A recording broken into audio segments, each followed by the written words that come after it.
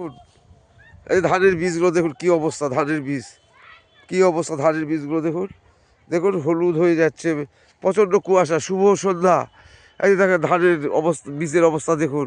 তাহলে এবার যে জমিতে এরা আশা করে লাগিয়েছিল 10 বিঘা জমির হবে বীজ, কিন্তু সেখানে দেখা যাবে 2.5 বিঘাও হবে না। তাহলে কৃষকরা দেখেন কী অসুখ ধরে গেছে।